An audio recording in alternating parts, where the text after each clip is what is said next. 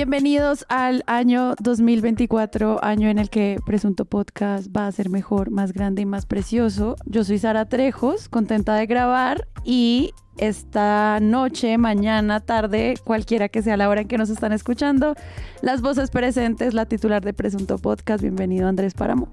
Feliz año y con los buenos deseos. ¿Hasta cuándo es permitido decir feliz año? Mi teoría, ¿Siempre? que es la más Primero de lógica, febrero. es cada que uno ve a la persona por primera vez en todo el año. O sea, Sí, marzo sí, se es vale. agosto. Feliz año. Feliz año. Esa es mi Belisario. teoría. Belisario Sí, en agosto. Yo Esa creo es que mi tú, teoría. tú puedes decir feliz año siempre y luego lanzar una teoría así.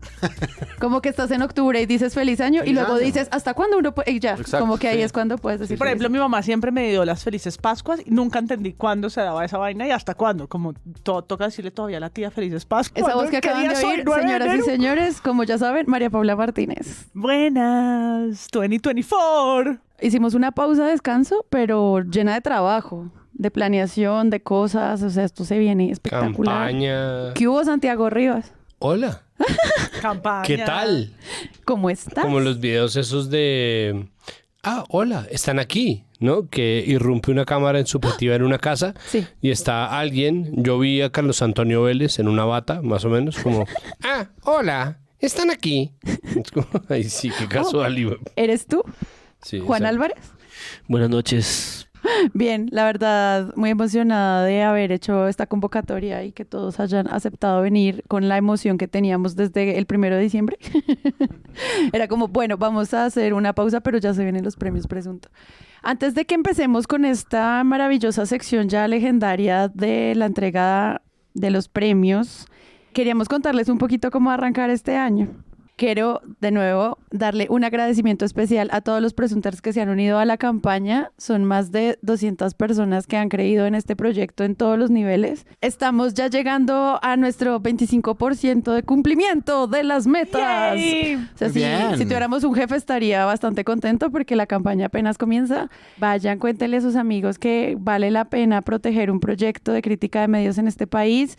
Y nosotros vamos a seguirles recordando que no solamente es una oportunidad para apoyar Presunto Podcast y este proyecto como tan rarito que existe en español, sino también todas las actividades y recompensas que trae ser un donante de Presunto, que ya pues estamos empezando a vivir junto a todos nuestros donantes. De nuevo, muchas gracias. Si ustedes quieren saber más en qué consisten todas estas recompensas, solo vayan a presuntopodcast.com/donaciones y en la parte de abajo dice recompensas. Hay cosas desde acceso, obviamente, a nuestros movie clubs, a las series clubs, pero también a la posibilidad de acceder a nuestras masterclass que vamos a diseñar durante este año. Nosotros somos profesores reconocidos. Entregados. Somos sobre todo profesores entregados que creemos que vale la pena hablar sobre podcast, gestión de proyectos, periodismo, opinión, digital, escritura creativa, collage, etcétera. Entonces, A mí me emociona muchísimo. Me fascina. Me encanta. me encanta. Sí, muchas gracias. No, Páramo, ponle un poquito de entusiasmo. Ante todo, muchas Ponle- gracias. Sí, bueno. Ponle un poquito de entusiasmo, pareces en pretemporada. Santi, ¿qué otra cosa viene? ¿Cuáles son los primeros? ¿Qué es lo primero que la gente va a ver con el resultado de esta campaña? Yo creo que van a haber una revitalización de la marca. Vamos a hacer un par de cambios en la gráfica para que siga siendo Presunter, pero que al mismo tiempo sea otra cosa. Tratar de hacer un approach, un approach un poco más meme, un poco más actual, un poco más aesthetic para tratar lograr de... mayor engagement. Exacto. Perdón, para lograr mayor engagement. Entonces, bueno, estamos ahí dándole con account management para hacer una serie de rediseños que nos permitan...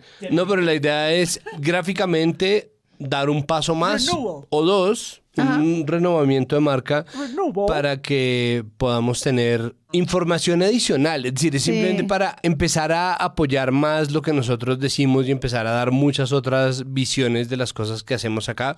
Y creo que va a estar muy divertido. Sí, sí, sí. No, y este trabajo pues con aliados y todo lo que además viene también en mejoras de los shows y todo lo que hemos querido hacer, pues va a empezar a pasar. Justo hace poco alguien que me escribía de la campaña me preguntaba, pero ¿qué es lo que ustedes tanto hacen? O sea, como, eso no es como que se sientan ustedes ahí, graban y ya. Y yo, espera un También segundo. bebemos. Entonces le mostré todos nuestros documentos de investigación, todos los procesos de fact-checking, las horas de trabajo invertidas. Y me decía, yo jamás me habría imaginado que ustedes graban tanto, editan tanto, Todo- investigan tanto, fact-checkean tanto. ¿Y Eso es todo demasiado esto? trabajo. Parecen Lo hacemos mamando con gallo. Juan Álvarez a media caña. Imagínate, Parecen imagínate. mamando gallo.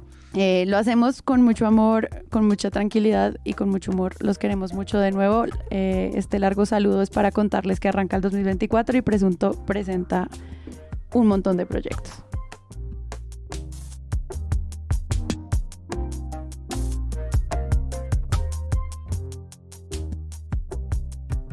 Estos premios que están enfocados directamente al contenido publicado por los medios de comunicación entre el 1 de enero de 2023 y el 31 de diciembre de 2023.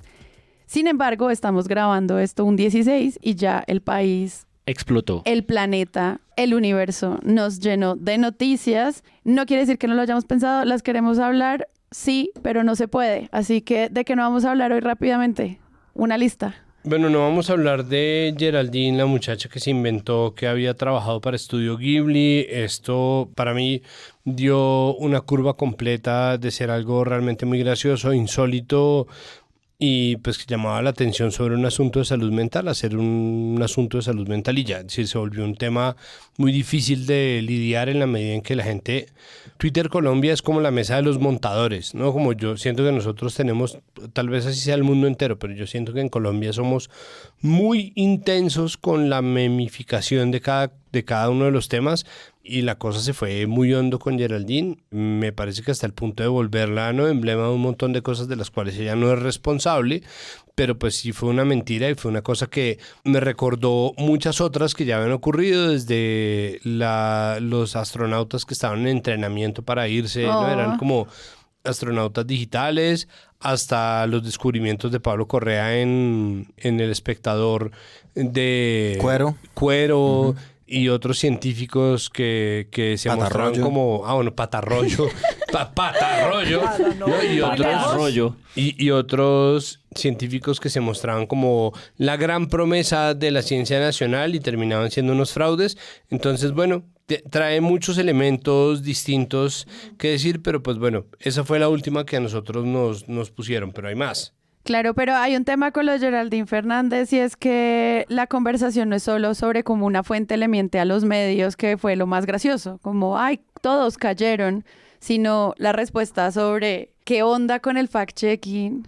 Cuando pasa? estás Exacto. publicando, obviamente nosotros lo mencionamos desde dos variables. Una, la gran mediocridad de simplemente publicar una historia que suena muy ganadora y es, wow, maravillosa tener una colombiana ganando porque es como en la ola de las buenas noticias.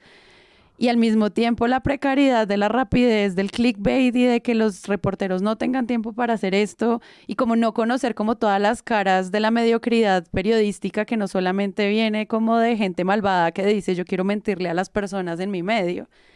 Y otra capa que me parece absolutamente deplorable y es los medios echándole la culpa. Ah, totalmente. Que eso sí me pareció de lo peor. O sea, ya menos mentiste, pero luego titular el engaño de la ilustradora a los medios me parece de toda esta situación la más terrible en términos de crítica de medios, como echarle la culpa a tu falta de verificación de datos, hemos sido engañados. Yo le sumaría una capa y es la de Tecnoglass. Porque hay una cosa Claro. extraña de ella como empleada de esta empresa que se monta en la ola de promoción, nuestra empleada ganadora, y en uno de los videos de promoción que hay de todo esto, yo no recuerdo cuál porque uno se intoxica con estos episodios, es muy evidente que casi parece un publireportaje de Tecnoglass. Y no me pregunto qué hay detrás de eso, solamente. Este año Juan Álvarez conspira. ¿Qué se estará Este conspirando? año- Contrapreguntando. ¿Qué se Este está año y desde que nací. Hay un asunto adicional con esto de Geraldine y es, nosotros necesitamos más y mejor periodismo cultural. O sea, no puede ser que Evidentemente. nadie sea Sí. capaz de preguntarse si lo que una persona está diciendo en materia, por ejemplo, de la dimensión de lo que decía Geraldine, de la cantidad de fotogramas que dijo haber dibujado, de la cantidad de Hace plata que sentido. dijo haber recibido por parte de Ghibli Studios, tiene algún tipo de sentido, exacto, como esto que es, pero claro, como no existe de verdad un cuerpo de periodismo cultural que diga como, no, un momento, esto suena rarísimo porque la animación es así. O sea, como no hay nadie a la mano. No hay nadie de primerazo al lado de uno en una sala de redacción que parezca saber de qué va un estudio de animación. Hace que sea mucho más difícil chequear en las primeras instancias, que alguien diga, no, un momento, eso me suena rarísimo. Y eso es falta de acervo, es falta de cultura. Claro. Y de periodismo cultural, pues, para ese asunto. Y es 2023. Exacto. Es decir, no estamos en 1982, donde habría costado un poco más de tiempo Ujú. y esfuerzo el contacto para verificar la veracidad de esa información, ¿no? Porque alguien con un mejor conocimiento del sector puede fácilmente dudar de las respuestas y no salir tan rápidamente a publicar la información llena de lugares comunes de orgullo patrio, de la Arenosa a los Golden Globes, Tecnoglass al piso. ¿no? Como colombiana gana Golden Globe, que es como además Wow. Sí. empiezan a convertir esto incluso de manera exagerada en la noticia que ni siquiera es. Sí, sí, sí. Pues eso sería en términos de los premios Presuntum prácticamente, ¿no? Prácticamente. Colombiana prácticamente Prácticamente se ganó un Golden Globe. Categoría que se nos quedó por fuera, según recuerdo en el consejo de redacción. Es verdad. No, lo último que quería decir de esto también es una muestra de lo que pasa cuando hay creación de contenido cultural en el país que busca espacios de prensa, de free press, como, oye, estoy haciendo una película, estoy haciendo una participación cultural de este nivel, estoy haciendo un festival, estoy lanzando un disco. Y lo que se vio estos días es que muchas veces si tú tienes un proyecto autogestionado dentro del país, sí tienes que incluso hasta pensar en pagar por salir en este tipo de notas, mientras que si pones nombres del exterior y suena grande, ahí sí. Entonces siento que esa reflexión también hacia adentro de cómo se cubre la creación cultural fue otra parte de la capa que trajo, obviamente sin desmeritar la belleza de memes que nos llenó Twitter, porque sí fue espectacular. O sea, con tal cual y Ernesto Pérez, no puedo superarlos, perdón. No, es que son excelentes. También hay que evidenciar una cosa que María Fitzgerald estaba diciendo hoy en Twitter, hoy martes que grabamos, y es las condiciones en las que trabajan los periodistas, ¿no? Y lo que se les exige a los periodistas en las salas de redacción en las que no les pagan bien, en las que evidentemente no hay la suficiente capacidad económica para contratar un equipo de fact-checkers y que les piden, ella decía 9, pero pueden ser 5, 10, 15 notas a la semana, 24 notas al día. Sí. Claro, y eso también, de nuevo, perdón, te interrumpo. Hace que lo que les llegue pan salga. Todos los foros de periodismo de los últimos días tienen que ver con Open Journalism de inteligencia artificial. Y es como si ustedes están planteando modelos de negocio también. Por eso esa conversación de los contenidos generados por robots y protegidos por personas entra a ser fundamental, porque entonces podría ser una capa más de hablar de la precarización de estos medios ultravirales. Lo vamos a hablar este año, yo creo. Mucho, porque Nos han dicho que la AI será protagonista. la AI va a ser protagonista. Juan, ¿de qué no vamos a hablar hoy? Hoy no vamos a hablar de una de las cosas que yo creo que están pasando a principio de año también importantes, y es esta especie de desgañitamiento del fiscal general de la Nación, que le quedan 4 semanas en su cargo. Hay rumores de que va a salir en una semana. Hay una votación importante de la Corte la próxima semana. Hay una noticia de que la Sala Plena de la Corte Suprema de Justicia se reúne la próxima semana y podrían votar, pero también hay rumores de que no van a votar y por lo tanto está toda esta tensión sobre la posibilidad del interinato de la vicefiscal Mancera, y todo esto nos ha conducido como un escenario en el que este señor está de salida. Y por lo tanto, pues está eso, desgañitado por todos los medios, yendo un poco en rueda, degradando la figura presidencial, el gobierno nacional, y de paso con sus exabruptos, pues como esa institucionalidad que supuestamente esos mismos periodistas que lo entrevistan se preocupan tanto por cuidar. Entonces yo creo que sí han sido como unas 2 semanas de principio de año con un fiscal general saliendo a decir cualquier cosa en cualquier escenario en el que se lo permiten, sin mayores contrapreguntas, sin mayor conversación sobre todas las cosas que tiene pendientes por explicar. Y bueno, ha sido la verdad un poco terrible. Es que lo de la W Radio con Lucas Pombo y Johanna Fuentes es en serio una vergüenza. Es una vergüenza porque además luego... Es como de reina de belleza con unas preguntas sin ningún sentido, y esta persona con todos estos procesos y no le hacen las contrapreguntas que vale la pena, sino lo que hablamos acá por un año, la presidencia. Pero es lo que lleva Gustavo Gómez haciendo por Todo 6 meses. analizado, todo. Porque Gustavo Gómez lo entrevista y le abre los micrófonos todas las mañanas cuando quiere Autopista. decir cualquier cosa Pues, sin claro. ninguna pregunta Autopista. difícil nunca. Pero digo, Gustavo Gómez en 6 AM Caracol, 6 meses, un año, le abren los micrófonos y nunca le preguntan nada difícil.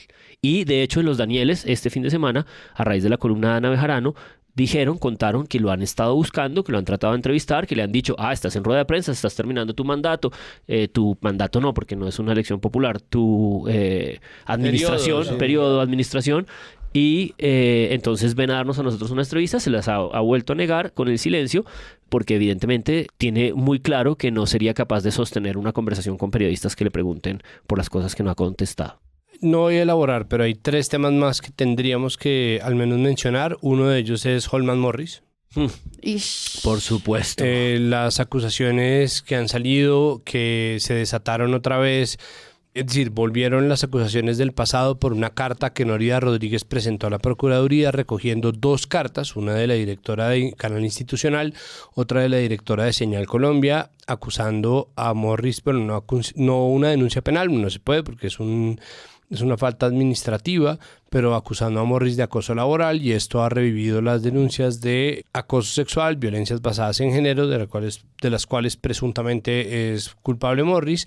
Pero además de eso está un reportaje de Volcánicas en donde muestra que las denunciantes de las anteriores denuncias recibieron acoso y hostigamiento y violencias para callar esas denuncias, y eso pues trajo una conversación muy dura que compromete al gobierno por un nombramiento que desde el comienzo fue problemático, y esto pues mete otra vez el asunto de las violencias basadas en género al interior de los medios públicos, porque no es solamente televisión, hace falta hacer una revisión muy seria en radio. Claro, y lo que habíamos hablado desde hace un año, que Volcánica se ganó un premio presunto, de cuáles son los protocolos de protección para las periodistas y les periodistas que viven algún tipo de acoso sexual o laboral dentro de sus oficinas, y cuáles son los procesos de cuidado para estos reporteros. No está claro para el caso Morris eso cómo se está haciendo. Hay otra que yo quiero pasar por encima, que es la entrevista de Luis Carlos Vélez a Rafael Correa. Pero es 15 de enero, ¿cómo puede haber tanto material? No, 15 de enero. yo tengo paro. Se cancelan los premios, gente. Esa yo básicamente, Directamente. esa yo básicamente la resumo como lo siguiente. No, Correa, no. Es un dramatizado, nunca pasó. Es que no me da la gana de responder la libertad. Claro, solo le da la gana de responder lo que usted quiere responder, ¿verdad? Por supuesto, pues. ¿Qué no tiene- Y esas son las entrevistas. ¿Ese le parece a usted el talante democrático que debería tener un exmandatario? Pero por supuesto, pues ustedes no me van a poner. Pero la por primera supuesto. Por supuesto, Entonces lo que usted pero- es un pero un ¿qué está pequeño haciendo? dictador que Con quiere la volver a ser ortodoxa dictador en que Ecuador. usted- Eso es lo que usted quiere. No, Usted eso tiene un significa problema su mental, evidentemente. No se está dando pregunta, cuenta de todo lo que su está pregunta diciendo, expresidente. malintencionada, capciosa, Pero y ¿cuál mediocre. malintencionada si la pregunta fue si quiere ser expresidente o no? Mediocre. Presidente Yo no nuevamente hablo de con Ecuador. mediocre, que te vaya bonito. Muchas gracias, expresidente. Es usted muy amable, muy gentil.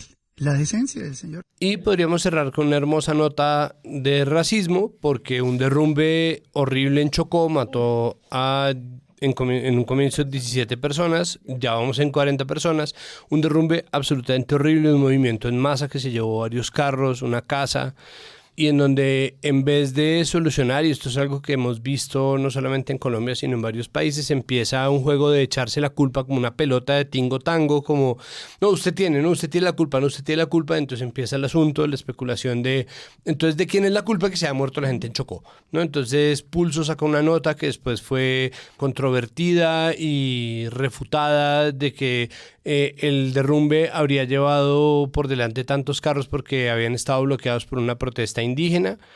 Entonces empieza, no, es que los indígenas, y entonces obviamente eso desata una ola de racismo gigantesca, pero entonces existe una serie de publicaciones de comparativos de quiénes votaron o cuánta gente votó por Petro versus Rodolfo en 2022, y entonces empieza esa serie de comparaciones y es quién tuvo la culpa, que es un poco lo mismo de los panamericanos. ¿Fue el gobierno Duque? También ¿Fue el gobierno los Petro? Es panamericanos. una culpa conjunta. Entonces este año que empezó durísimo, Los panamericanos. los panamericanos. Entonces ya Se nos vamos... cuela una noticia detrás de otra. No, pues es que ya vamos en eso porque además, bueno, después de esto del derrumbe que de verdad es un horror, no se ha logrado nada, pero entonces finalmente mandan a la vicepresidenta Francia Márquez de una delegación del gobierno pero básicamente la gente le pasa por encima. Bien lo notó el internacionalista Mauricio Jaramillo, porque pues puede ir allá, pero no, ellos quieren esa Petro y no quieren ver a Francia Márquez, y esto pues obviamente es muy distinto de lo que está pasando exactamente en Chocó, en donde a la gente le importa un culo lo que pasa en Chocó, le interesa es ver qué pueden hacer de ahí para hablar sobre el gobierno, bien o mal, porque el gobierno obviamente la puede estar cagando y puede estarse demorando, puede haber soslayado, puede haber omitido señales de alerta que pudieron haber dado con este derrumbe, pero es importante que se tenga en cuenta hasta qué punto de verdad el tema es lo urgente y no el panorama político que plantea, porque es que de verdad hay gente que se murió en un derrumbe. Gran año. 30 minutos. Y no vamos ni 16 días de este hijo de puta año. Señores y señoras, con ustedes la primera parte de los premios Presunto.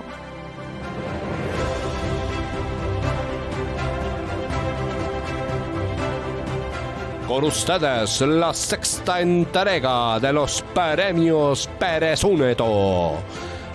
Premios a lo más granado del periodismo colombiano, en todas sus aristas y todos los tentáculos que con ellos alcanzan. Primera categoría.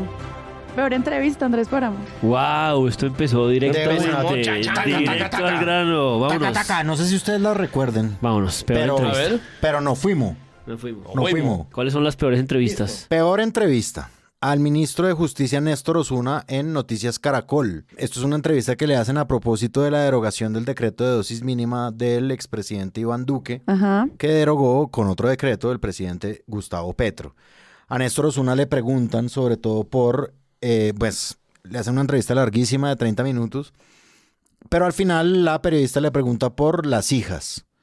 Yo tengo un hijo y sobre todo se lo pregunto como mamá, ministro, y es que, ¿qué es lo que pasa con estas personas que están metiendo drogas en un parque? Pues, ministro, ya vemos que es una decisión que genera controversia y se lo digo no solo como periodista, también como mamá. No me parece una preocupación sobredimensionada porque sí me importa lo que pueda ver mi hija en un parque. Muchas gracias por su tiempo aquí en Noticias Caracol. Querida periodista, ¿me regala un segundo? Vea, lo mejor para su hija es que usted, con todo el amor que le tiene, le explique cuáles son los riesgos de consumir drogas, por qué es nocivo hacerlo, pero que si va a decidir hacerlo, lo haga en determinadas circunstancias, que lo haga, por ejemplo, en la casa, que es mejor que en la calle. Así es como se previene. Gracias, ministro. Feliz tarde. A Juan Fernando Petro en Los Informantes. María Elvira Arango abre el especial de Los Informantes diciendo que Juan Fernando Petro y Gustavo Petro comparten muchas cosas aparte de la infancia, y una de ellas es el síndrome de Asperger, que Juan Fernando Petro le cuenta a la periodista la nena Y que Arrazola. eso produjo como la mañana siguiente miles de entrevistas del man, desdiciéndose, aclarándose, confirmándose. Correcto. Cuando empezó la adolescencia hubo un cambio brutal tanto en él como en mí. Mi papá nos llevó al psicólogo y el psicólogo dijo que teníamos el síndrome ese de autismo, el Asperger. Hay momentos en que podemos estar con 10.000 personas, pero de pronto ¡fua!, no estamos ahí, aunque estemos físicamente. En el caso de Gustavo es todavía más intenso que el mío. Juan Fernando Petro Urrego explica que este síndrome, que lleva el nombre de Asperger, es un trastorno dentro del espectro autista. Es como una especie de ausencia temporal, de desconexión transitoria. Algo así como salirse de afuera para quedarse adentro. De eso sufren y fueron diagnosticados tanto él como su hermano, que es el presidente de la República.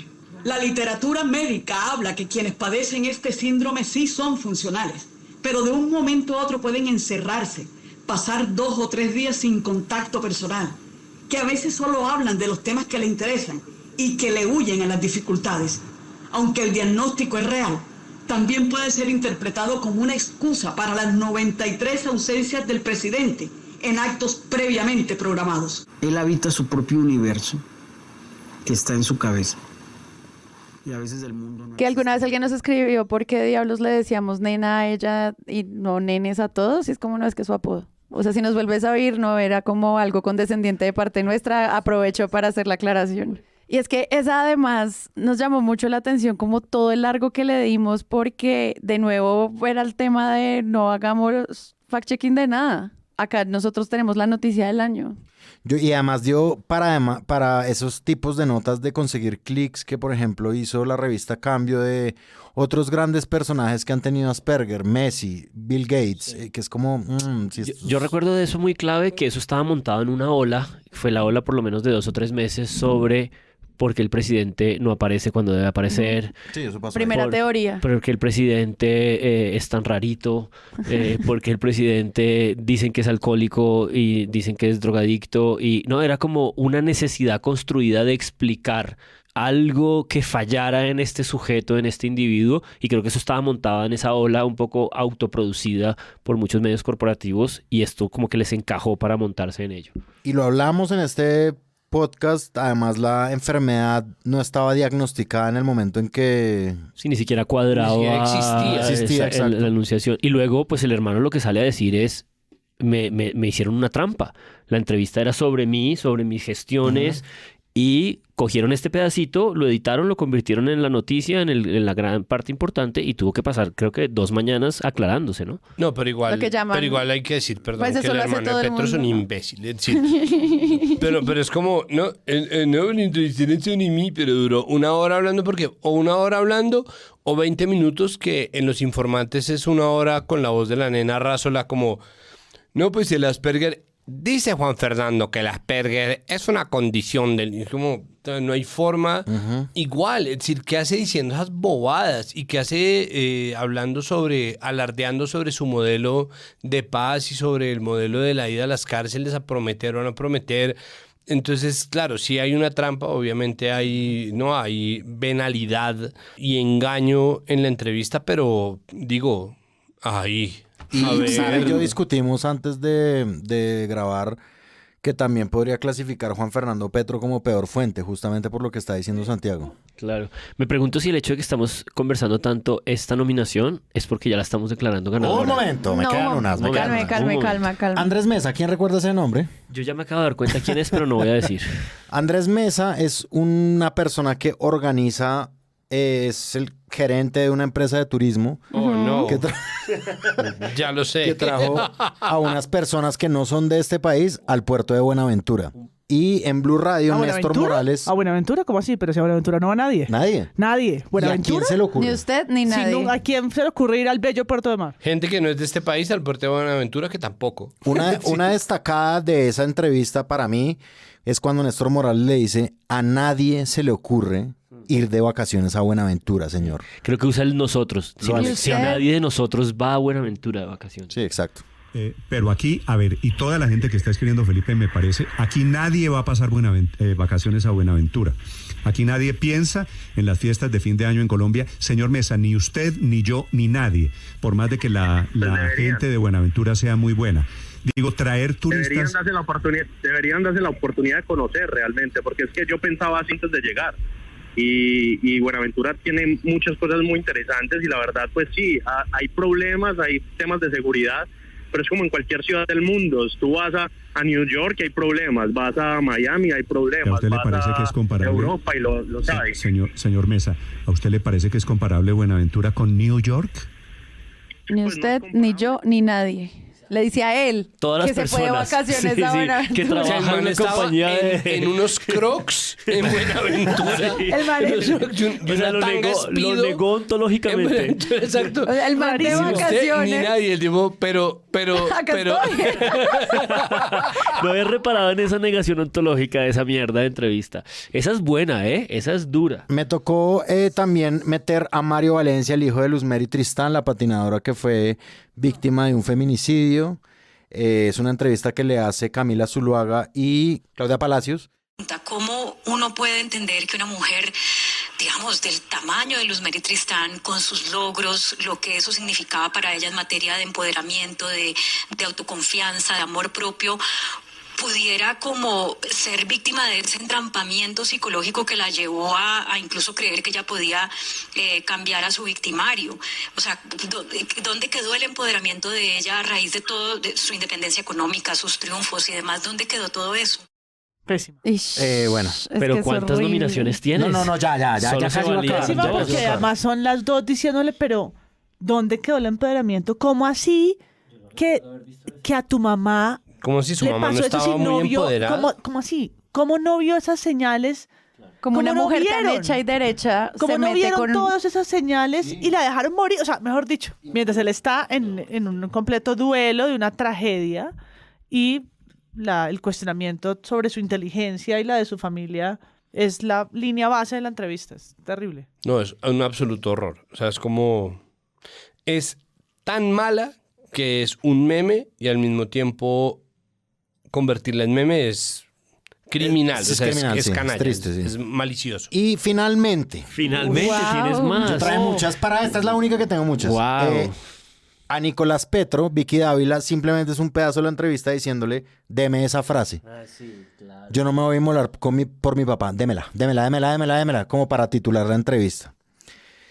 Esos son mis nominados a peor entrevista. O sea, ¿no pusiste a James Rodríguez haciendo el tiriquití? No entiendo nada. No pusiste demasiado. a puso Henry Sanabria. A Sanabria, claro. No, sí lo tengo, Sanabria, perdón, la última. O sea, tienes ¿Cómo 6 así? nominaciones, O sea, eso no los se vale. exorcismos. La instrucción de la Claro, directora claro. era que solo podían haber 2 o 3 nominaciones. No, Pues, sí, Páramo la tiene cagué, 6. la cagué. Páramo No, tiene 6. podía haber varias como tal. Y a Henry Sanabria en semana y sus Exorcismos. exorcismos. Y oremos. ¿Eso pasó Oremos, este oremos, año? ¿Eso oremos. pasó este año? Oremos. Pero esa no es una entrevista tan mala, Yo ¿eh? diría que esa es una buena entrevista. Sí, esa no es una entrevista tan mala. Polémicas declaraciones. Yo defendería esa entrevista porque, Sí, contrario sí. a, o sea... Pero no, tranquilo que yo la tengo en portada. ¡Muajajaja! Porque hay un Cristo lacerado en la portada. Sí, junto esto es con como su Succession perfil. con un montón de nominaciones. Sí. Y el ganador es... Bueno, yo no sé. Taratata. Yo me iría por Claudia Palacios y Camila Zuluaga, porque ese acercamiento a los feminicidios donde la víctima sigue siendo la culpable me parece de las más graves. O sea, las otras que mencionaste tienen como un componente de racismo, de desinformación, de creación de agenda política dura contra el presidente, etcétera. Pero es que lo que ellas hicieron, en serio, es tan irresponsable que yo la nominaría ganadora. Me convences. Voto convencí? contigo. Voto Bien. contigo. 2 votos. Van 2. ¿Qué hubo, pues? Yo también creo que debería ganar esa. Pues ahí sí, en estos premios siempre hay que decir como todos deberían ser ganadores. ¿No? Como, no se preocupen, todos deberían ser ganadores. Todos pero reciben un frisbee. sí, todos llevan su frisbee. Sí. Pero, pucha, es que esa entrevista es violenta. ¿Sí? Es sumamente violenta. Sí, el factor violencia a mí también me hizo decidirme. Felicitaciones, Camila Zuluaga y Ganadores. Claudia Palacios, los primeros ganadores. Felicidades. No lo vuelvan a hacer. Felicitaciones.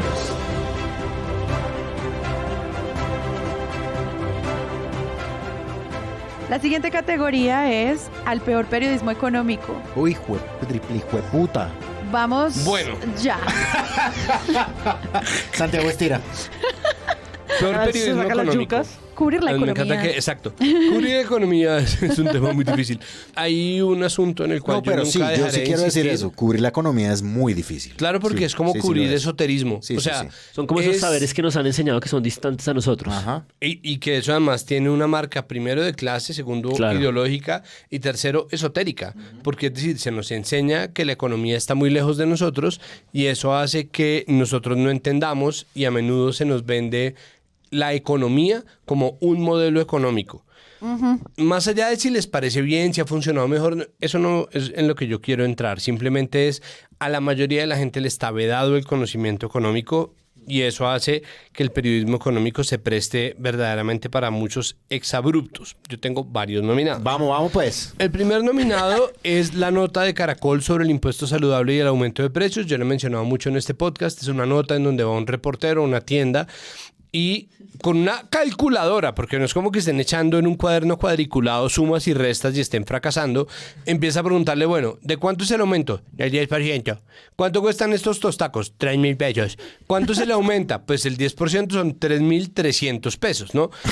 Yo queda como tal 6,000 pesos. Y el reportero coge la calculadora y no es capaz de revisar, sino 6,500 para la familia colombiana. Mucha atención, ¿no? Entonces, ese tipo de estupidez gigante, pues es mi primer nominado. Porque es como la estética de Alvira. Sí, por me eso te fascina, gusta me tanto. fascina. Claro, sí, porque me es fascina. albireando.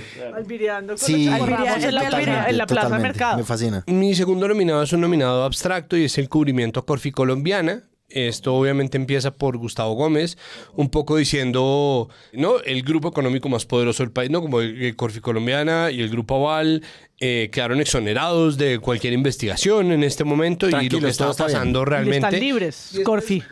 Pues hemos tenido acceso a los detalles de una decisión trascendental en el escenario internacional alrededor de uno de los grupos empresariales más importantes del país. Es una determinación que se produce en el seno del Departamento de Justicia de los Estados Unidos y que compromete al Grupo Aval y a una de sus empresas, Corfi Colombiana, y tiene que ver, como usted dice, con uno de los escándalos más sonados en los últimos años en Colombia, el caso Odebrecht. Alfonso, después de 5 años de una minuciosa pesquisa de parte de las autoridades norteamericanas relacionada con el proyecto Ruta del Sol y la adición Ocaña Gamarra, donde Corfi Colombiana participó en calidad de inversionista con la multinacional brasileña Odebrecht, se hace público el cierre de las investigaciones, el resultado de las acciones conjuntas del Departamento de Justicia de los Estados Unidos y de la Comisión Suprema Reguladora de Valores de ese país, llegan a la conclusión, mucha atención Alfonso, de que no hay cargo de ningún tipo contra los accionistas del Grupo Aval, así como los directores o empleados del grupo o de Corfi Colombiana. El Departamento de Justicia de los Estados Unidos se abstuvo además, Alfonso, de presentar cargos contra el Grupo Aval. Los acuerdos entre el Departamento de Justicia y esa importante Comisión de Valores en materia de pesquisas ponen fin a la investigación por parte de las agencias de los Estados Unidos, Alfonso. Muy importante el tema, Gustavo, porque Y esto es al mismo tiempo económico y político. Sí. Y económico además en muchos niveles. Exacto, económico, político y jurídico. Y económico además en muchos niveles porque obviamente ahí hay pauta de Corfi de por medio y es importante tenerlo muy en cuenta. Me encanta que creas que Corfi es un personaje como... Claro, es que somos... Lo trataron de convertir en eso, ¿no? Corfi, como si fuera uno de esos muñecos como los Wigwams, ¿cómo se llaman? Esos que son como unos... Antes de que los gremlins se conviertan en gremlins. ¿O el muñeco de aire? Los que son buenos y peluditos. Los que son buenos y los Furbis. Para mí es un Furby. Se llama... Y después de Y esta le cae información... agua del puente de Chirajara y... Y después de esta información vamos con una pausa comercial de Corfi Colombiana. Hola. Entonces, Me encanta que todos vamos a 2X de la emoción.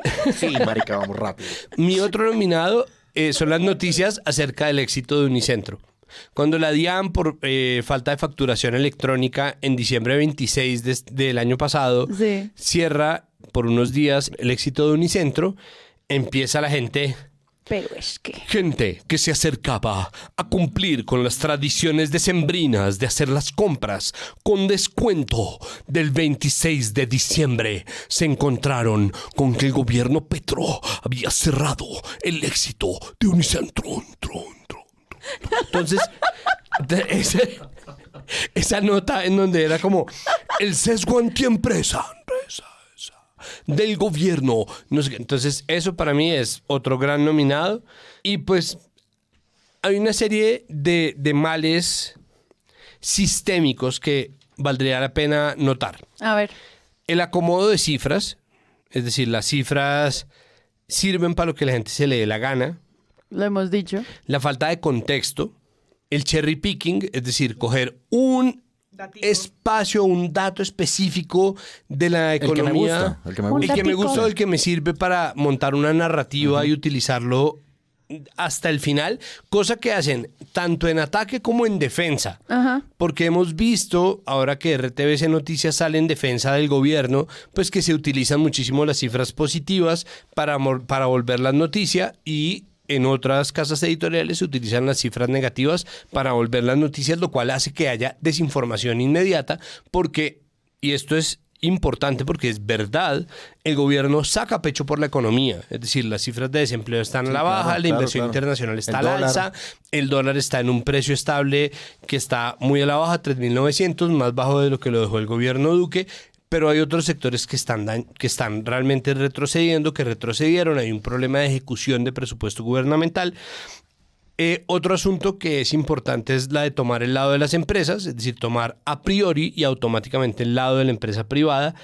Y lo otro es lo que les decía yo al comienzo, dar por hecho que la economía es el modelo económico y confundir al gobierno con el Banco de la República. ¿Por qué?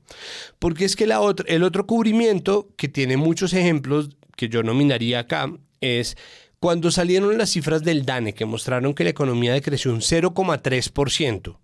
Cifra que mucha gente convirtió en un 3%, lo cual sería una puta catástrofe. Sí. 0,3% que ya es bastante malo. Hubo muchos sectores que igual estaban creciendo, pero que en comparación con otros que no se movieron como industria y construcción, no lograron frenar ni equilibrar lo que fue un retroceso de la economía.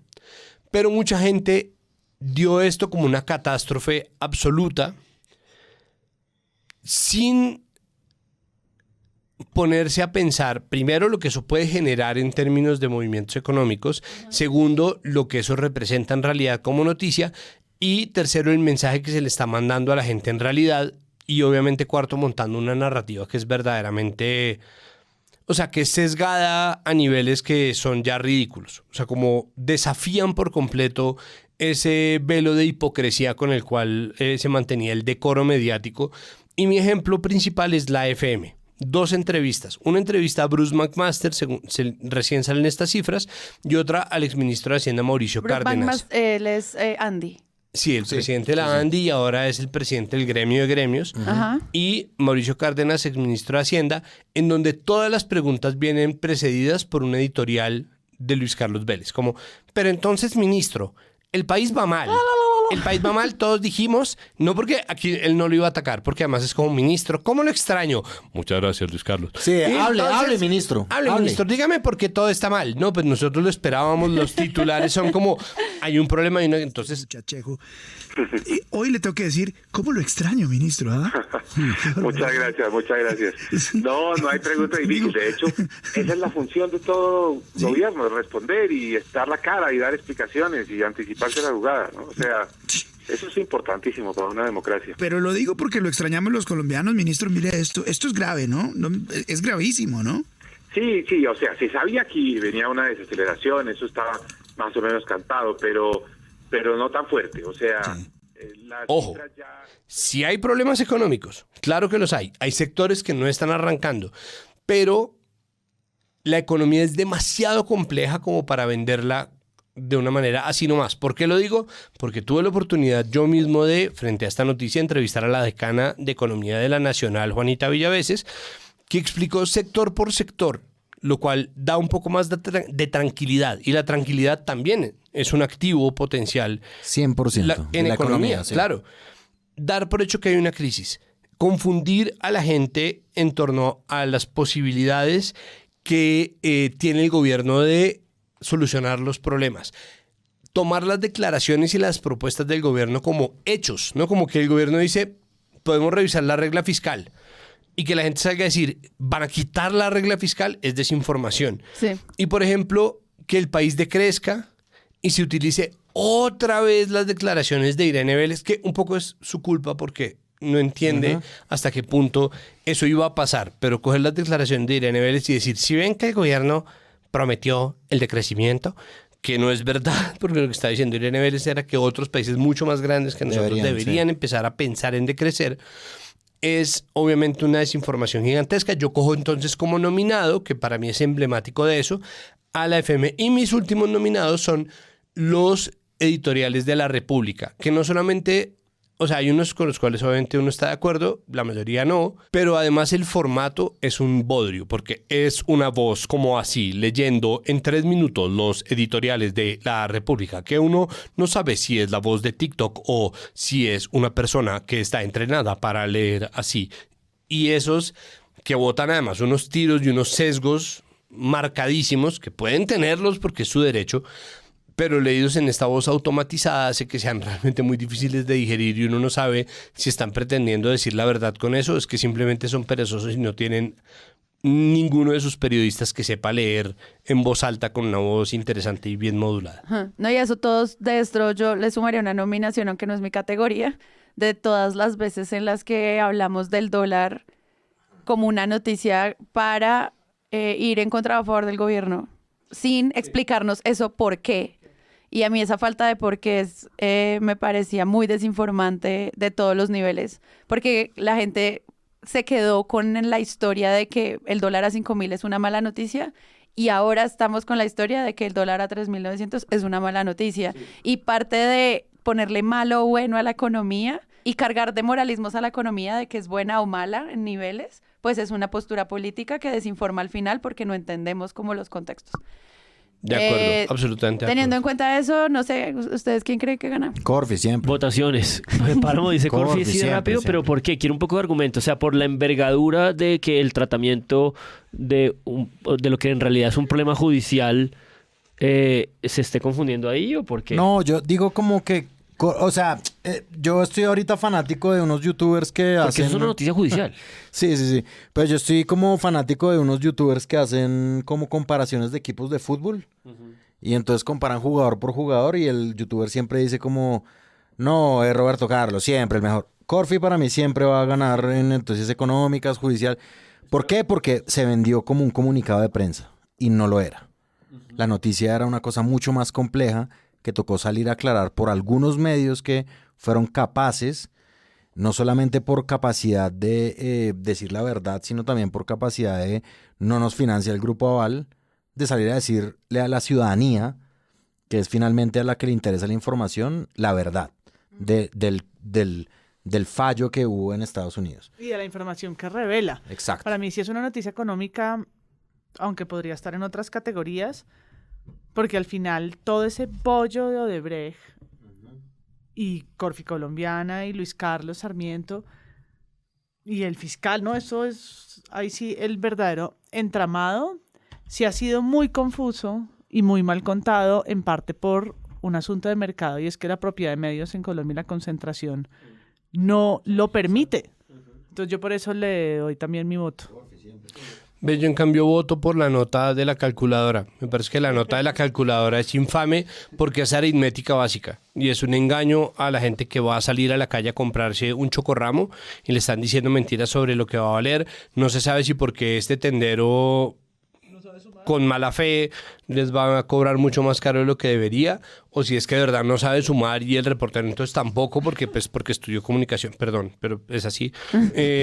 Somos. O si es un asunto, o sea, no se sabe exactamente dónde está la mala fe, pero definitivamente hay mala fe y alguien está cogiendo el trámite más sencillo que es coger una calculadora con símbolos de lo que representa la economía doméstica del menudeo y del al por menor para venderle a la gente la idea de que las cosas están catastróficamente mal en nombre de un impuesto que es más una medida de salud pública que tampoco se está explicando. Entonces yo utilizaría eso porque me parece que es tan evidente la intención desinformativa y teniendo en cuenta que Corfi Colombiana, que tiene un asunto económico muy serio porque además es uno de los contratistas de infraestructura más grandes de este país, pues tiene también un carácter político que nosotros vamos a analizar más adelante. Entonces mi voto es ese. Sí, yo también votaría por el de Santiago porque esa noticia representa todas las de el miedo por el aumento del predial, el miedo por no entender cómo... Claro, Yo lo traje. El miedo por lo del aumento del predial, el miedo por los cambios del salario mínimo, la conversación sobre la inflación, o sea, como que todas esas cosas se ven representadas en ese reportero con su calculadora. Y por eso estos premios se hacen con jurados impares. Juan Álvarez está a punto de decir... Uy, me quedó por definir, no me lo esperaba, no quería ni siquiera esto, porque la verdad es que la economía es una cosa que abandoné. Yo entiendo el argumento de Corfi Colombiana porque ciertamente hay una envergadura noticiosa gigante. Creo que de hecho, dependiendo de cómo se comprenda esa noticia y las consecuencias que tiene, pues hay unas implicaciones gigantes para la propia economía del país. Es decir, si Corfi Colombiana llega porque se le prueba en Colombia lo que no han querido que pueda ocurrir y todos los estamentos de las élites lo han protegido, que cometió actos de corrupción, no puede volver a contratar con el Estado. Y eso sería gravísimo porque efectivamente esta gente ha producido su riqueza un poco de la mano del Estado, como se produjo la corrupción del PRI en México entre los 70 y los 80. Pero al mismo tiempo me parece que esta minucia de esta noticia de la calculadora es como crucial para esta... para no le gusta para dónde va mi argumento. Me parece crucial para este pacto mínimo de información. Este pacto mínimo de qué significa una noticia económica y que la gente sí está muy angustiada en su vida cotidiana, en su vida diaria, de poder recibir información significativa y como precisa de esas cosas menores y de esas cosas porque la economía siempre ha estado un poco asociada con esta idea del día a día de la gente, del bolsillo de la gente, de lo que le importa a la gente, ¿no? De estas cosas que son como el impacto preciso en la gente, ¿no? Y por eso siempre como que cuando la economía se impone en las campañas políticas es como la economía es lo que importa, ¿no? Como idiota es la economía. Entonces yo votaría por la calculadora. Felicitaciones.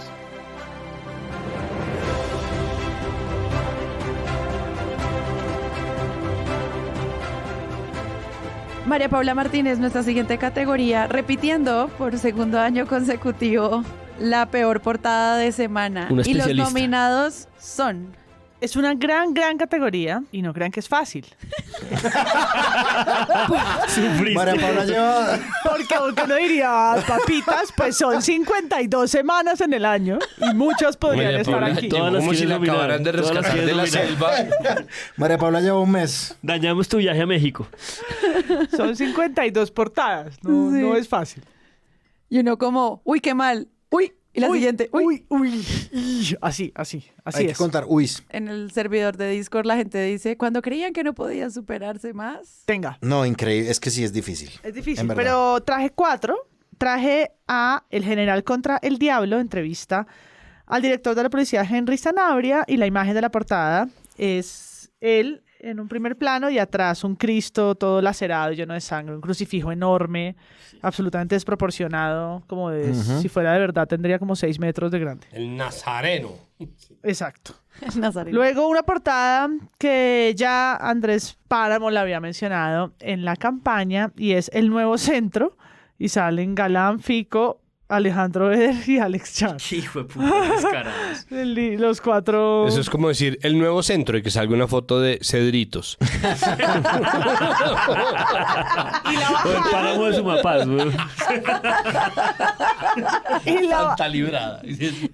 y la bajada dice, para completar la portada, el país dio un giro político. Es Wow. como, pero de 360 y llegó al mismo lugar. Pero bueno. Fico nuevamente. Sí, por eso. O sea, un giro de 360. Súper. Ay, no me encanta. Luego está una portada que pasó un poco de agache, creo, pero que en esta revisada del 2023 captó mi atención, y es la portada de Iván Velázquez. Es una foto de perfil, como tipo fotomatón, muy grande, y dice, le quedó grande. El ministro de Defensa fracasó, ministro de Defensa actual, fracasó y no fue capaz de liderar las Fuerzas Armadas. Quiero meter la cucharada rápidamente. Es una foto de frente, pero es una foto que se utilizaría como para hacer un perfil del ministro Sí, Velázquez. exacto. Perdón, es para aclarar porque yo sé que alguien va a salir en Twitter. No estaba de perfil. No, es una foto que se utilizaría como... Es una foto que uno dice Para hacer nota a profundidad. Sí, Es perfil decir, periodístico. Exacto. Para hacer un perfil o para... Sí, para... Exacto, gracias. Y otra, última, más reciente, está la editorial de Le Quedó Grande. Es muy de chistoso principios verlas. del año. Lo que pasa es que los oyentes no están acá, entonces no ven cómo María Paula las tiene. Pero las pueden poner ahí en su diversión y Y son buscarlas. muy chistosas todas. Y No, las entonces- pongámoslas en Instagram para que la gente las vea. Aquí está mi collage, yo las pusimos en redes hoy. Sí, básicamente es como, si nosotros lo vimos, ustedes también. Sí, exacto, totalmente, sí, totalmente. Si nosotros tuvimos que pensar sobre ellas. Entonces, esto es un collage. Santiago le sangra el ojo, pero pues es una suerte de collage donde hay una gasa bombardeada de plano contexto atrás, un Petro marioneta, que por supuesto, como todo montaje de semana, últimamente está desproporcionado, como es un Petro cabezón, cuyas manos que no coinciden con su cabeza jalan unos hilos, donde está Rusia y Hamas, No, Irán. Ajá. Irán y Rusia, dice el títere. El títere es Gustavo Petro, jalado por los hilos de Irán y Rusia. Gustavo Petro no condenó el ataque terrorista de Hamas contra Israel. Por lo contrario, puso a Colombia al lado del eje del mal, con Rusia e Irán. Y además, pues, lo controlan estos dos Como un títere. Como en aquel video de NSYNC. Bye, bye, bye. Ush, qué Como gran referencia marionetitas. noventera. Bueno, traje esos 4 para su deleite. Está dificilísimo, igual. Así Pero no sean no. 52, las 4 están difíciles. Hay una cosa Y que el me Milagro encanta de la Bukele, ¿no? portada. Milagro Bukele, el Pero dictador más popular del mundo Pero mundial. ese se quedó- está se en quedó otras por fuera. categorías. No, pero ¿Sí? ¿qué tal? Porque es que a mí la palabra milagro me parece muy nominable. Yo la Muy tengo nominable, en otra claro. categoría. Tienes toda la razón, es muy nominable. Está nominada a lavada de cara. Oh, gracias, No. gracias. Oh, por supuesto, como No, votemos Spoiler. sobre Está estas, la votemos portada de sobre Núñez estas. Feijóo. Hay una cosa que me gusta mucho de la portada del títere, y es que hay un asunto que yo he visto que se ha vuelto sistemático, y es los viudos del poder, ¿no? La gente que estaba en el gobierno pasado y que ha sido de derecha toda la vida, como el país está empeñado en devolverle al petrismo y en general a bodegas, no bodegas, el estalinismo de Twitter y el que no, la gente del M o lo que sea, todos los tropos que le soltaron Exacto. al gobierno, sobre todo al gobierno pasado, Exacto. que era el más memeizable, pero además a los gobiernos anteriores también, ¿no? Exacto. Entonces, El cada vez arsenal de que... defensa de la derecha es la inversa de lo que la izquierda le argumentó a Duque. Sí, entonces el títere es un tropo que se utilizó mucho con Duque. El subpresidente. El subpresidente, entonces ahora es como un poco, ¿quién es el títere ahora? ¿No? Y esa cosa... Who's the puppet? Who's the puppet now? Y esta cosa mezquina de, es decir, a mí me parece que el gobierno debería prestarle más atención y debería ser mucho más vocal al respecto, pero este asunto de coger el asesinato de líderes sociales y activistas y defensores y defensoras de derechos humanos para decir, ¿y ahora a quién se le están muriendo los líderes sociales? Es francamente muy mezquina. Y creo que eso, Sí, totalmente. y lo que nosotros hablábamos sobre los fachos que descubren Indepaz ahora, Sí, que la citan como fuente. que lo citan como Cuando fuente, que lo antes- están descubriendo como, que lo están volviendo como un caballito de batalla. No, y antes lo estigmatizaban, obviamente. Sí, Claro. Y en estas cosas internacionales es una lógica parecida. Y es como en el caso del Milagro Bukele, una de las ideas que Semana sostiene que hacen que sea importante para Colombia es que Petro le dio relevancia a Bukele. Ah, Y claro. es por eso que hacen supuestamente la historia. Y es como el presidente de El Salvador cobra relevancia porque ahora se confronta con Sí, es un Petro. enemigo de Petro. Y esto en el fondo de esta idea del títere es porque Petro habla de estas cosas. Es decir, es una manera de neutralizar esa voluntad, esa intención, esa postura política de tener como un protagonismo internacional de parte del presidente, ¿no? Y se lo tratan de devolver como neutralizándolo con estas narrativas de títere, legitimador de Bukele, en fin, de enfrentador de estas cosas. Sí, igual hay que decir que, no, como la palabra de este año de, ya ni me acuerdo quién fue, polarización, que me parece además una estupidez porque eso es darle gasolina a los galán. Este asunto de la polarización sí tiene un punto muy dañino y Que es es en el comprar que nuestra cerveza y... la polarización, que es lo máximo, que es tan deliciosa, tiene, Una botella. tiene solo un punto malo. ¿Solo Es que bebida? Cuando este concepto de la polarización se lleva a falacias en las cuales se hace imposible el debate, imposible la conversación, es cuando nosotros vemos que el debate ahí sí se vuelve un debate nulo y un debate trunco. Y ahí esta cosa de ver que para la derecha Petro es al mismo tiempo un incompetente y la persona más poderosa del mundo, ¿no? Claro, Como, porque todo lo internacional tiene que ver con él. claro, que es al mismo tiempo el inepto que tiene la economía colombiana sumida en la crisis absoluta, pero al mismo tiempo es la mente maestra que urde la corrupción de la Argentina y la corrupción de Venezuela y el caos político peruano y el caos político boliviano. Y se queda en Guatemala para no trabajar. Y el acento chileno y que se queda como esta cosa en donde Petro es al mismo tiempo un inepto y la mente malévola más... ¿no? Y Lex Luthor al mismo tiempo es un mojón, es una babosa, y Lex Luthor al mismo tiempo... Y bizarro al mismo tiempo. Y bizarro al mismo tiempo. Entonces, esta cosa es lo que hace que sea muy difícil penetrar la conversación. Dicho esto, obviamente desde el otro lado también se ha hecho, ¿no? Porque Duque, para todo el mundo, era de verdad una persona con serias deficiencias cognitivas y al mismo tiempo la mente maestra que urdió el asesinato de un montón de personas. Entonces, esa ida y vuelta que es tan mezquina solo puede ser dañina. El problema no es la polarización, el problema es que seamos tan imbéciles, ¿no? Creo que ahí vale la pena poner ese punto y dicho esto podemos proceder a votar por las portadas más imbéciles de Sí, este pero año. Me gusta mucho la reflexión de polarización porque la vamos a tener más, no solo por nuestra cerveza, sino porque es la palabra que tocan en todos los foros y encuentros en relación a la desinformación. Y es también pensar que los puntos opuestos dentro de las democracias también valen la pena. No todos tenemos que pensar igual para vivir en paz. Entonces siento que también ha sido como unos conceptos que se han ido por el maleable mundo de los análisis y que no han permitido darse cuenta que pues una sociedad sin puntos opuestos, ¿qué clase de gobierno tiene, no? Sí, ahora de repente eso no es valioso. Sí, entonces como que lo vamos a seguir hablando, entonces me encanta que lo traigas aquí. Ganadores. Votación. Toda esta reflexión, Santi, para decir que ¿cuál votas tú? El Nuevo Centro. El Nuevo Centro Forever. Porque me parece que escoger a la gente de boba. Es decir, no, la portada del títere es horrible. O sea, es horrible. Pero el Nuevo Centro me parece que es creer a la gente imbécil. Y corremos siempre el riesgo de darles la razón. Entonces creo que es tan evidente en su desinformación. Para mí es el mismo principio de la calculadora. Escoger y mostrarle a una persona 1 más 1 igual 3.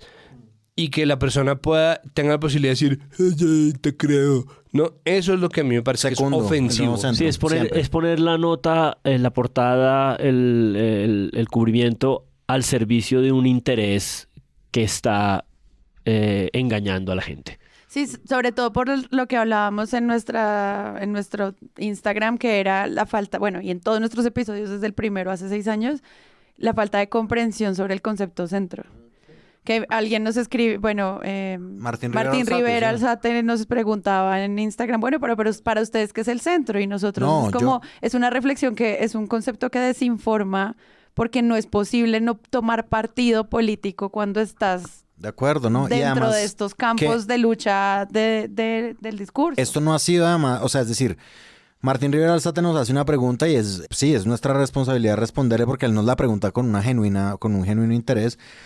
Para mí eso no ha sido definido todavía realmente como una cosa categórica y definitiva, sino que me parece a mí, yo de verdad estoy convencido de esto, y es que algunos pensadores colombianos, por ejemplo Mauricio García Villegas en una columna, han tratado de definir lo que es el centro político, y a mí me parece que siempre un poquito a conveniencia es lo mejor que puede haber en el pensamiento. O sea, un poquito de liberalismo. Solo lo define quienes están ahí. Sí, exacto. Lo definen y lo definen como algo superior, que eso es una cosa que es muy extraña. Como con una carga moral mayor. Sí. Entonces, pues no sabemos qué es. Yo por lo menos no sé qué es. Pues para mí el centro no existe, Martín. No, es decir, para mí el centro no existe porque sí existe obviamente un pensamiento dual y existe la dualidad ideológica, como me gusta la regulación del Estado en ciertas cosas y en ciertas cosas no, o me gusta el uso de la autoridad legítima por parte del Estado, e incluso la relativización de los derechos humanos en nombre de la razón de Estado, que me parece que es un asunto de derechas, y los ingresos solidarios, ¿no? Entonces, eso no quiere decir que uno sea de centros, quiere decir que uno tiene pensamientos mixtos que son, de hecho, más comunes. Y el problema es, existe el centro en materia de identificarse uno con un lado o no identificarse con ninguno, que es lo que le pasa a la mayoría de la gente, porque si existen puntos tan definidos como que si uno no es, y ahora con el cuento de la polarización es cada vez más evidente, es como tú estás de un lado o eres enemigo no, si no estás con nosotros eres nuestro enemigo, pues la gente la mayoría de las veces va a decir, no, pero es que no estoy con ninguno, y eso no quiere decir nada, eso no quiere decir ser de centro, ni no quiere decir tampoco ser un fascista, no todos los derechistas son fascistas, profascistas, ni siquiera uribistas. No todos los que se dicen ser de centro son de derecha. El espectro es muy amplio. La gran mayoría termina votando a la derecha. Pero se vuelve un problema como de verdad epistemológico de decir... Sí, es un problema epistemológico. Hay que buscar una definición y no la han encontrado. Pero porque tú piensas que hay una cosa más de espectro. Sí, exacto. Claro. Sí. Bueno, yo también voto por la portada del Nuevo Centro. Yo también. Ganadora. Y luego discutiremos el otro. Ganadora. Porque es que si ubican ahí además a Alex Char y a Carlos Fernando Galán. Y a Federico Gutiérrez. Bueno, sí, y nuevos. No, como mierda. Van a repetir la alcaldía para empezar. Ni nuevo ni centro. Para empezar van a repetir sus alcaldías. ¿Y quién es el otro? Excepto, se llama Carlos Fernando Galán. No, ¿quién es ese hombre? Ah, no, ese es Eder, ¿no? Sí, Eder. Alejandro Eder, el de Cali. Que ese sí que es como un camaleón que no se ha podido descifrar. Pero pues que sobre todo como el catolicismo activo. Pues es como nuevo en algún cierto sentido en la política. Ese de pronto sí nuevo, pero los otros tres no son nuevos.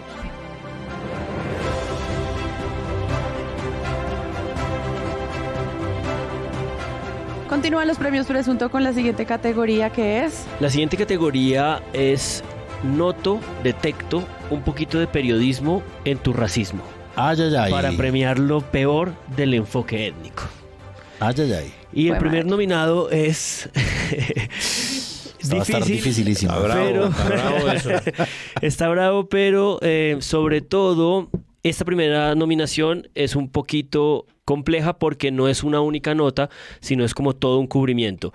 Esto es pues a raíz de una primera historia que apenas se cubrió y apenas recordamos, y es el hecho de que justamente hace un año, a principios del 2023, la policía explotó un artefacto con 7 kilos en la carretera que conducía a la vereda de Yolombó, donde estaba viviendo la familia de Francia Márquez. Y a raíz de eso... 7 kilos de explosivos. 7 kilos de explosivos en la vereda de Yolombó, donde estaba viviendo la familia de Francia Márquez, donde vive la familia. Y a raíz de eso, Francia empieza a utilizar helicópteros para movilizarse, y eso genera lo que Semana llama una polémica en redes sociales, que en realidad se convierte en un cubrimiento sobre esta fiscalización de el valor del minuto de gasolina del helicóptero, por qué el helicóptero, por qué la vicepresidenta. Y esto también termina derivando en lo que para mí es como la nota central de esta nominación, que es una entrevista de Vicky Dávila a Francia Márquez, en donde la pone a la defensiva, la presiona y termina conduciéndola a este escenario en el que ella tiene un poco que explicar por qué una mujer vicepresidenta tiene que utilizar helicópteros del Estado, y la pone en la defensiva y termina sacándole un titular que dice: de malas, demándenme, soy la vicepresidenta de este país, y la conduce a ese escenario en la que la quiere ver, que es un poco agresiva, descolocada, defendiéndose y teniendo un poco que justificar por qué está utilizando el helicóptero. Y entonces, bueno, toda recursos del Estado, porque está usando eso. Claro, porque una vicepresidenta usa recursos del Estado y sobre todo un helicóptero, porque está viviendo en Dapa, y genera todo este escenario en el que ella, la vicepresidenta, termina como creyéndose que se hace ver mal. Todos los presidentes de Colombia, todos, y todos los vicepresidentes de Colombia han usado todas las aeronaves que tiene el Estado a su disposición para su seguridad. Todos, sin excepción de ninguno. Y entonces, ¿por qué la vicepresidenta pobre, que viene ahí abajo, humilde, entonces no lo puede usar? No, Vicky, eso no va a ser. Y pues lo siento mucho, que vayan y me demanden si estoy haciendo algo ilegal. Pero después de haber vivido un atentado frustrado en la vía que conduce a mi casa, donde me ponen 8 kilos de explosivos, pues no me voy a dar el lujo a facilitarle las condiciones para que me maten más rápido. No voy a hacer eso. Y pueden llorar, pueden gritar, pueden hacer todo lo que quieran. Me pueden ir a demandar si quieren. Y que sea un juez que defina... Para mí todo este cubrimiento además tiene una deriva muy fuerte, y es que yo soy muy oyente de La Luciérnaga, de Caracol, y hoy en día en La Luciérnaga el personaje de Francia Márquez no aparece nunca sin una mención al helicóptero. Siempre. Es decir, constituyeron una realidad popularizada por completo, en el que la gente, cuando piensa en Francia Márquez, piensa esta mujer negra que monta y abusa del helicóptero del Estado, ¿no? Entonces, bueno, esa es la primera nominación. La segunda nominación es, por supuesto, la entrevista en Blue Radio de Néstor Morales a este sujeto que ya Páramo mencionó, gerente de Colombia 57, quien comete la osadía de llevar un barco de turismo de grupo turistas a Buenaventura. Es realmente lindo, pero ustedes metieron a estos turistas extranjeros esta mañana, aquí estoy viendo las imágenes, en Buenaventura. Quiero preguntarle, ustedes les dijeron a los señores alemanes, a los suizos que vienen en el crucero, los vamos a llevar a que vean pues la ciudad más emproblemada, o sea, allí están los chotas, los espartanos, esa es la ruta de los carteles del narcotráfico, allí se están matando sin ninguna misericordia. ¿Ustedes van a meter a la gente allí arriesgando la vida también de estos turistas? Pues realmente es que... Y se desata pues esta conversación que, en honor un poco a la precisión, debo decir, no sé si ustedes lo pillaron, que condujo a que Néstor Morales pidiera disculpas. Sí. Sí, efectivamente. Reconoció en una nota su error, por supuesto no diciendo soy un racista estructural y por lo tanto pensé de esta forma, sino diciendo que había hecho una mala elección de palabras. Pero bueno, esa es nuestra segunda nominación, aquella episodio de Buenaventura y Néstor Morales. Y la tercera nominación que tengo es de María Andrea Nieto en el control de mayo del 2023, en donde empieza esta conversación sobre los viajes de la vicepresidenta a lo que ellos llaman África, pero que en realidad es 3 países, Sudáfrica, Kenia y Etiopía, y produce pues todo este popurrí de aprovechamientos para poder un poco tirarle al gobierno sobre el precio de la gasolina, sobre el derroche, el combustible, los aviones, los precios de todas esas cosas, pero pues que trae un titular bastante nefasto que se dice Safari costosito. Pero bueno, ya sabemos que nos va a salir con el cuento del racismo, de la élite y de su muy popular, pues de malas. Pero la verdad pura y dura es que, de nuevo, con recursos públicos, usted se va a cumplir una agenda desconocida en África. Mientras en Colombia, la desigualdad, el hambre, la pobreza, la seguridad, la economía y un largo etcétera se quedan esperando a que usted retorne de su hermoso paseo. En fin. Buen viaje. En la nota la llama emperatriz, por supuesto se burla del vivir sabroso y degrada pues todas estas, digamos, elementos y categorías que han ido como identificando la lucha y la enunciación política de una figura como Francia Márquez.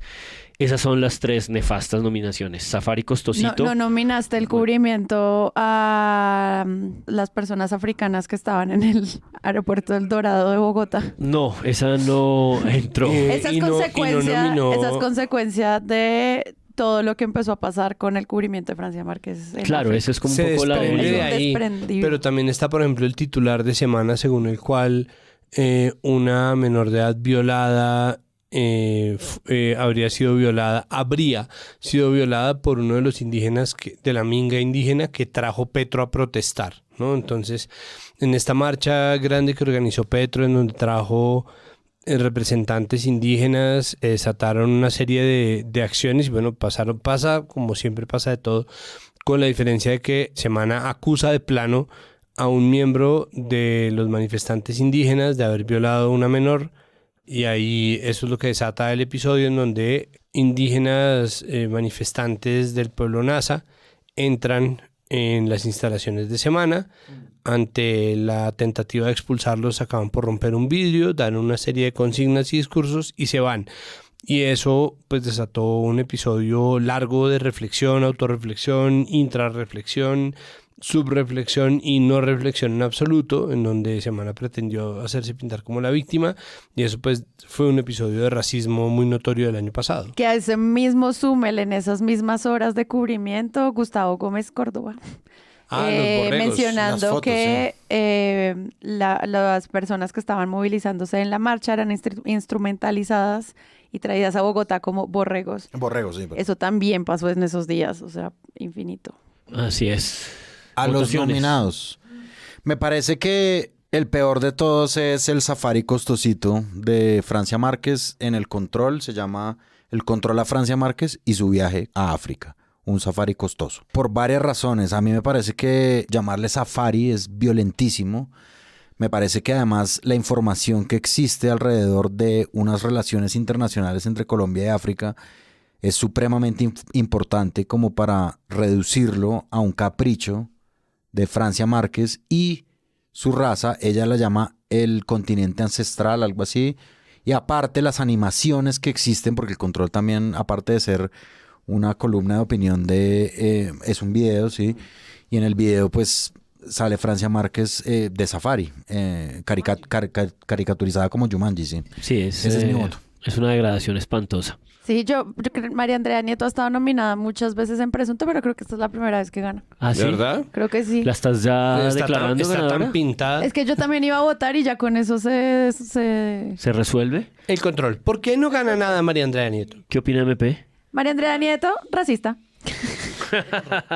El control, porque además, o sea, creo que las dos, las historias de Francia, su viaje a África, pero también el helicóptero, que son igual parecidas en el enfoque nefasto que abordan o ponen en evidencia más bien lo mal preparadas que están las salas de redacción cuando les toca cubrir a personajes como Francia Márquez o a las personas que fueron nombradas en embajadas, en los cargos que dijimos, porque no se habían visto nunca frente a esa situación, no tienen herramientas de autorregulación en sus propias salas de redacción y algunos errores son por ese desconocimiento, los de María Andrea Nieto no son por eso. De acuerdo. Sí, esto es racismo explícito y premeditado. Exacto. No son desconocimiento, no son que el joven periodista eligió mal unas palabras. No, sí, aquí hay esto es dolo. deliberado dolo, Dolo estructural. Y por eso creo que esas es también mi voto. Sí, como colofón a eso, mi voto también es para el Safari costosito. La W se dedicó a hacer también un cubrimiento extenso que no era realmente un cubrimiento, sino era la reiteración de preguntas que se había respondido igual sobre la utilidad de un viaje a África. ¿Qué va a hacer África? ¿Por qué África? ¿Qué pasa con África? Porque entonces llamamos a Néstor Humberto Martínez. ¿Usted conoce África, Néstor Humberto? Entonces ni usted ni yo. Entonces, ¿quién va para África? Y al final, después de meses de darle lora a eso, publican un titular que dice... 65% de los encuestados por la W desaprueba el viaje de Francia Márquez a África. No, en serio, hijo de puta, después de que le dan 2 meses de inutilizarlo, invalidarlo, preguntarse una y otra vez, pese a que las respuestas estaban ahí, a que había comunicados de prensa, a que la oficina de comunicaciones de vicepresidencia, que funciona un poco mejor que la de presidencia, ha publicado información extensa sobre qué van a hacer a África, pues la gente se queda obviamente con lo que están diciendo y ellos se quedan con la propia encuesta que le hacen a la propia gente que ha venido oyéndolos despotricar del, entre comillas, Safari. Entonces ese lamerse su propio culo del periodismo colombiano creo que queda puesto ahí en nombre de la defensa de un sesgo tan ridículo como el racismo estructural colombiano. Y una cereza chiquita es que esa noticia la vio porque fue por los tiempos en los que cierto, vino tú lo contaste. Chimamanda Adichie, fue una vergüenza, escucharla criticar esa noticia que tuvo que leer cuando venía en el vuelo a Bogotá, siendo la invitada especial de la Feria del Libro de Bogotá, y entender que a la vicepresidenta, primera mujer negra en Colombia, se referían como un safari cuando iba a ir al continente africano. Quisiera hacer un paréntesis de buen periodismo que pues enmarca en esta categoría, y es que es el proyecto El Armadillo, que es un medio digital de Antioquia. Muchos periodistas que estuvieron en otros medios grandes y que ahora pues están trabajando acá y que además tienen una apuesta como de autorreflexión y revisión de por qué toman decisiones. En el marco de muchos de estos casos hicieron varios trabajos muy interesantes. Por ejemplo, cuando se acuerdan que subió el salario de Francia Márquez y de todos los funcionarios, y eso fue noticia, como por qué sube el salario de la vicepresidenta, y eso estuvo en todos los medios. Ellos también analizan desde la crítica de medios esas narrativas y lo hacen con muchos más. Entonces, como todo, las notas malas y buenas, en este caso resaltar que muchas veces sí hay muchos periodistas cuestionándose cómo hacerlo bien, y en este caso creo que El Armadillo se lo ha preguntado de maneras muy puntuales también en la forma en la que ellos mismos titulan sus propias notas. Ahí se los dejo.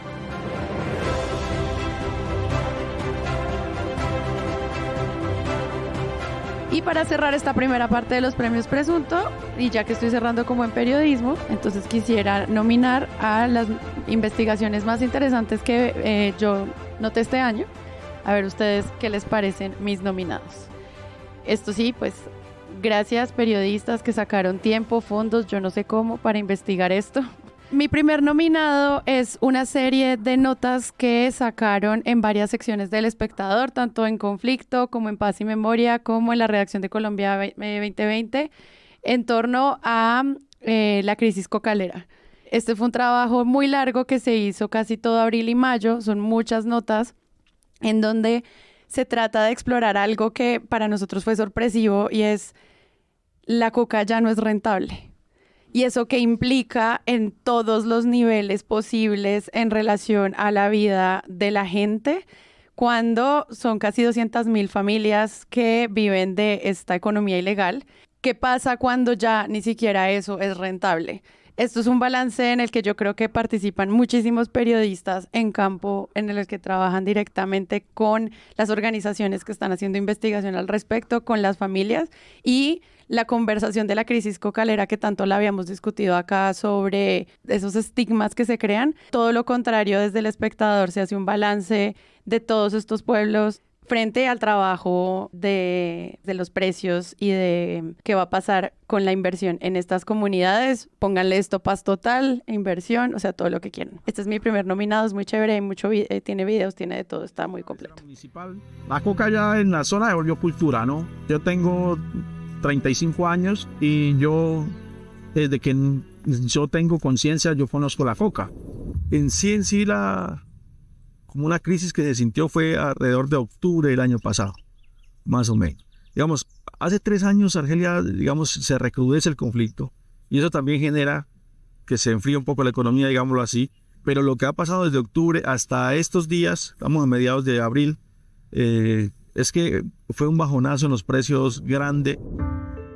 Mi segundo nominado es el podcast de DMG, El Sueño de la Hormiga, producido por la casa productora de podcast La No Ficción, donde pues Juan Serrano y todo su equipo trabajan y reconstruyen la historia de David Murcia Guzmán. En el podcast lo narra Félix de Bedut. A mí no me gusta tanto como él narra podcast, pero bueno, el podcast me parece que está muy bien escrito, es muy entretenido. Y sobre todo, pues es como una conversación sobre la plata fácil colombiana, ¿no? Sobre cómo tenemos esta ilusión de miles de personas que creen que pueden todavía hacerse ricos de la nada, pero sin banalizarlo. Más y la bien precariedad como, de la gente también. Claro, es más bien como comprendiendo por qué esto porque la gente necesita funciona creer en eso. Y también vinculándolo a muchos niveles con todos los niveles de poder que tiene el país, que no solo la plata fácil, sino también el paramilitarismo, lavado de dinero. La pregunta del paramilitarismo es la que queda reabierta ahí. Ajá, exacto. Y creo que es un aporte muy chévere, muy interesante, un buen podcast narrativo a todo el equipo de La No Ficción. Felicidades porque además también estuvieron muy escuchados y eso también es lindo cuando gracias a ellos otras personas encuentran podcasts, así que ese es mi segundo nominado.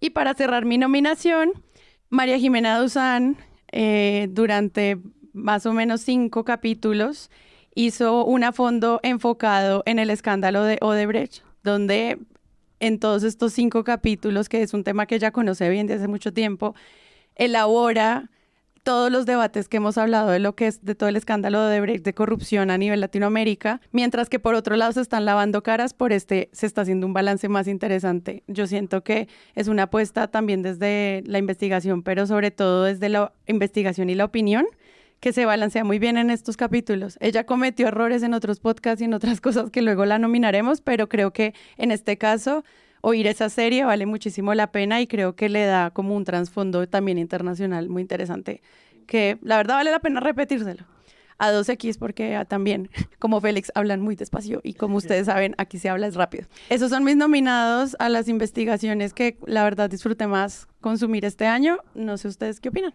Wow, a mí me está parece difícil. que es un año que en general es de buen periodismo. Sí, es decir, sí, hay sí. buenas producciones de periodismo. Volvemos a un asunto, hay lugares en los cuales dentro de los medios grandes se realiza un buen nivel de investigación. Creo que es posible hacerlo, existen los medios, existe la voluntad.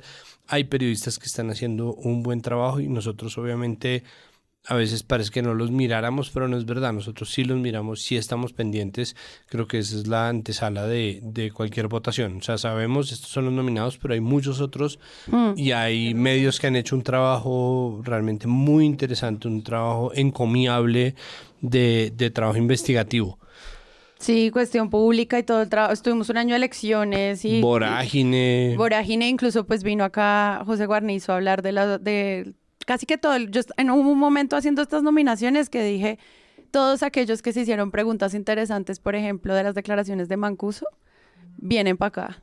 por ejemplo. Por ejemplo. En El Espectador se hicieron unas investigaciones muy interesantes. Natalia Herrera lideró una sobre noticias de extranjeros que han sido atracados por muchachas, ¿no? Y que empezaban como un delito de personas de acá en Medellín, pues de muchachas paisas, que resultaba siendo que eran hombres que venían del extranjero, de Estados Unidos, un par, a abusar de menores de edad.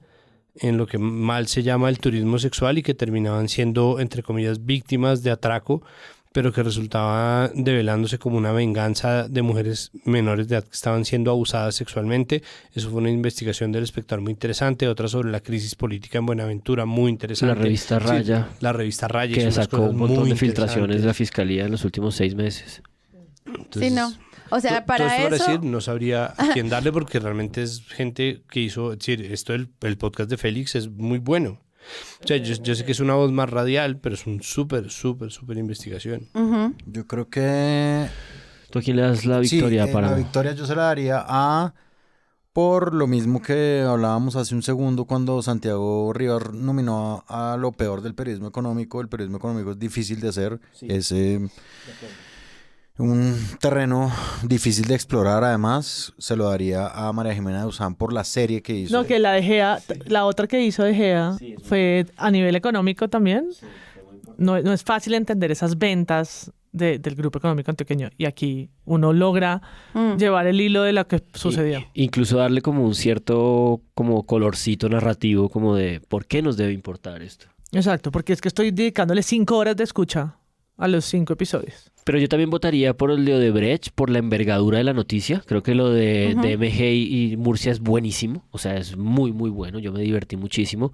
Creo que Félix de Bedú también, lo que pasa es que fue uno de esos periodistas que protagonizó esas mesas que fueron incisivas y le preguntaron mucho y participaron como de esa coyuntura noticiosa de confrontación con el sujeto. Sí, él lo dice al inicio. Tiene mucho sentido que Félix de Bedú sea el narrador porque fue parte como involucrada. No, lo tiene completamente. Pero lo de Odebrecht es muy difícil de entender, es muy intrincado, tiene unas implicaciones muy grandes. Creo que cuando estamos hablando de este acuerdo nacional, de la reunión con los cacaos, de esta tensión del gobierno nacional con el empresariado. Todo el cubrimiento de Oscar Iván Zuluaga. Claro, todo eso está en juego, es como la gran noticia que además viene de la fiscalía anterior y es una noticia en la que siempre nos llega como de maneras parciales, sesgadas, porque siempre procura haber mucho control noticioso y mediático por parte de la prensa corporativa del país, porque estamos hablando del conglomerado más rico y más poderoso de este país, y tratarlo y tocarlo de frente y de la manera como muy estructurada y muy elaborada como María Jimena lo hace, me parece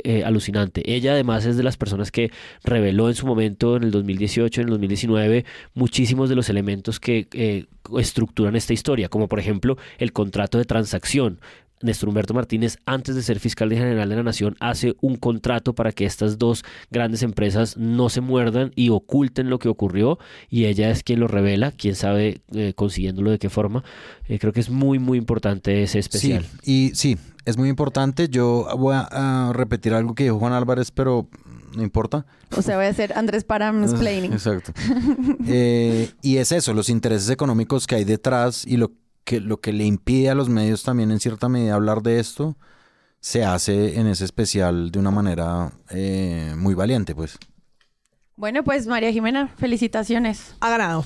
Felicitaciones. Y con esto, amigos, terminamos la primera parte de los premios Presunto. Hagan una pausa, vayan, estiren, como nosotros. Porque viene otra ronda. Ensucien losa. Ensucien losa porque ya viene la segunda parte, como siempre, que los tenemos acostumbrados desde tiempos inmemoriales. Gracias a todos ustedes y ya viene la segunda parte.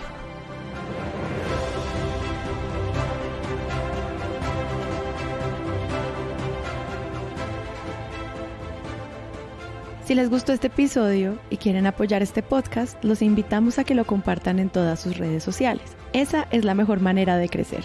Presunto Podcast es producido por Sara Trejos con el análisis de Santiago Rivas, María Paula Martínez, Juan Álvarez y Andrés Páramo. La postproducción la hacemos Rodrigo Rodríguez del Oro Podcast y yo. Nuestra asistente de producción es Paula Villán de Sillón Studios. Les invitamos que visiten presuntopodcast.com, donde pueden ser donantes y parte de la membresía de Presunto. Con su ayuda podremos financiar este proyecto y diseñar mejoras para ser sostenibles y salir cada semana. Al mismo tiempo, en la misma página pueden encontrar el ingreso a nuestra comunidad de Discord, que si no saben qué es, imaginen un super chat donde cada tema tiene su propio canal, desde una selección de memes y titulastres, pero también canales de crítica de medios sobre periodismo de género, internacional, ciencia, político, cultural y chequeos. También pueden escucharnos en nuestro canal de YouTube y en todas las plataformas de podcast. En algunas de esas plataformas nos pueden dejar calificaciones y comentarios. Eso siempre ayuda a que otras personas nos encuentren. Presunto Podcast es producido en Sillón Studios, una red de podcast independiente donde pueden encontrar otros podcasts. Gracias a ustedes por escuchar. La próxima semana esperen un nuevo episodio.